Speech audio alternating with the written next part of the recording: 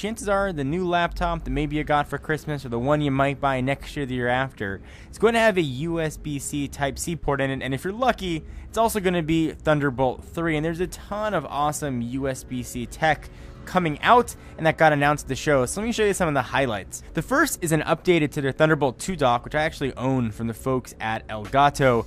This one is not only USB-C, but Thunderbolt 3, going to be available at the end of January for a not cheap $299.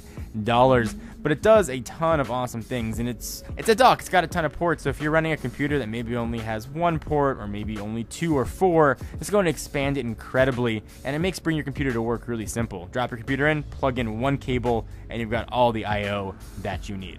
If you picked up a new MacBook Pro, but maybe you're missing MagSafe, Griffin is waving their hand saying, look at us with our BreakSafe high power. This is a 100-watt breakaway cable for the MacBook Pro, and it works exactly like you'd expect. You plug it in. Unfortunately, it doesn't sit flush to the computer. It still sticks out. But if you want something that's going to break away, or worried about tripping over your cable and don't want your brand new shiny computer to go with it, for $39.99, it's a pretty good option. Satechi might not be a name that you recognize, but if you've bought any USB-C accessories, you probably have one of them. I think I've got 2 sitting in my drawer. Pretty simple and great for travel. Plug in, get ports. You can do 4K HDMI, it's got pass-through charging, Ethernet, USB Type-A ports, and SD and micro SD card slot. So keep one of these suckers in your bag. In our office, we have 4 different Henge docks, and the fact that now they're updating it to support USB-C and Thunderbolt 3 for the MacBook Pro is huge.